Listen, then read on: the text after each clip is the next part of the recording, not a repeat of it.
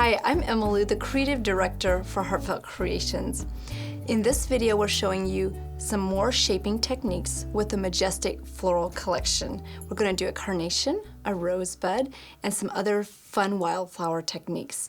Join me and we'll have a lot of fun learning how to shape flowers together. To shape this flower, what you want to do is take a couple layers. I stamped this one in orange and sponged in the color with orange. This one I just did red. You could sponge a red color to add more color to it. But to shape it, what you'll want to do is first stamp and cut it out, and then you'll go back and just pull apart those petals. And then once you've done that to all the petals, you will take this flower, use your spray bottle, and spray water on the front and on the back. It should be pretty moist. If you oversaturate it, just let it dry a little bit and that will be easy to shape again. But we'll start from the back, and I'll take my 3mm stylus and I'll start in the middle and do towards the outside. So you'll do 3 stripes on every petal. So I kind of do it in the middle of the petal, and then I'll go back and do it on the outer edges.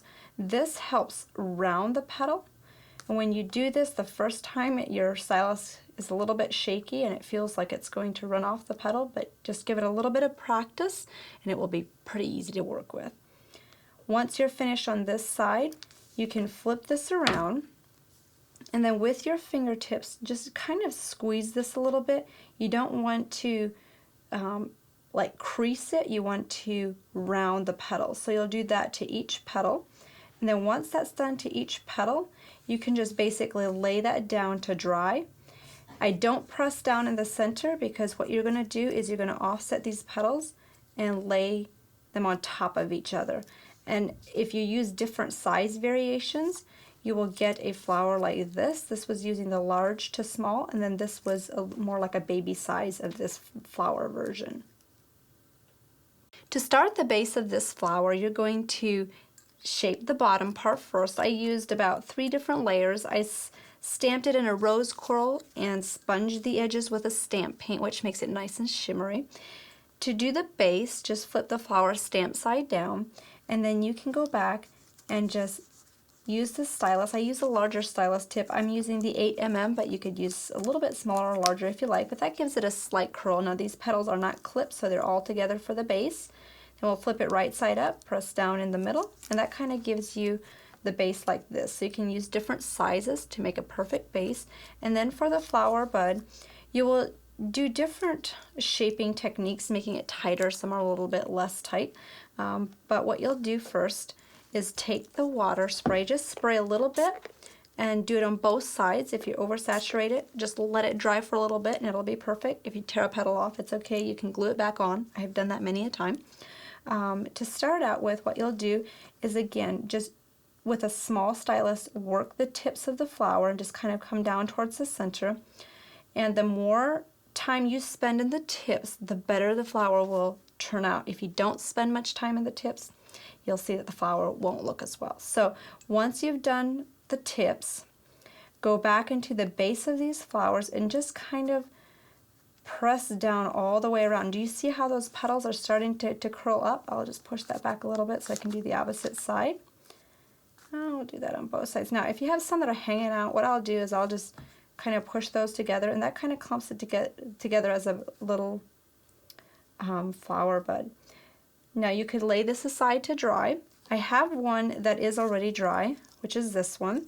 Once they're dry, they're very easy to use. And then I have this one, I just didn't shape it quite as tightly, but then this one will nestle right in the center.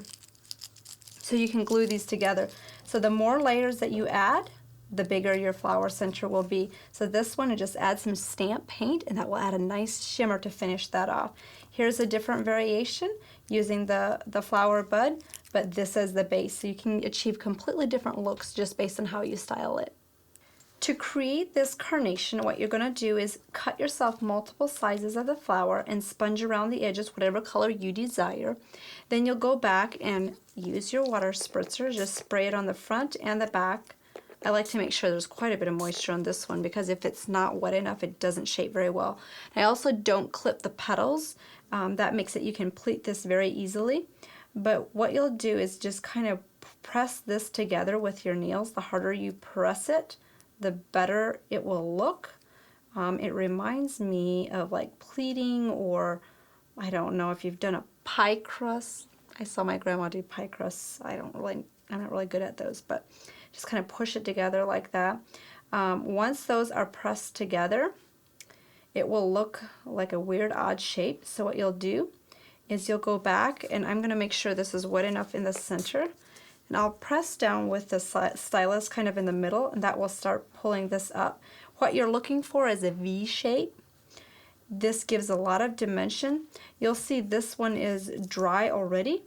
So what I would do next is just bring this flower right around that and glue those together. So if you lay this aside, that will dry and it will have the shape of a carnation. So you can make a small one like this, or you can go back and make a larger one. So you can experiment with different layers and how many sizes you want to add to the flowers, but you'll get completely different looks just based on how many layers that you use.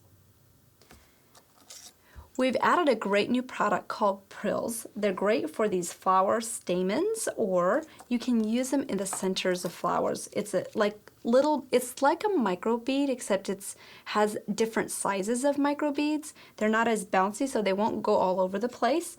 I'm going to show you very quickly how to create the stamen. I used a piece of fluorescent wire and used the driest clear glue and just put a tip of glue, or a bubble of glue. If some of the glue kind of comes off, you can just let it drip into your tidy tray. But I'll just put a bubble of glue on the ends, and then I'll dip that into my tray, or my little bottle of the Prills.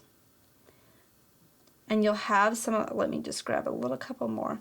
So you'll have these stamens on the end. Some of the excess will fall off, but that helps you create a little flower stamen. It's very nice and easy to do. If you want to just add it into the flower center, you can go back and just add a glob of glue in the middle, sprinkle the Prills of color choice, and you have a great flower center in your flowers. You can experiment with these flower shaping techniques in your design room. Please leave comments below and more shaping techniques or any techniques that you would like to see.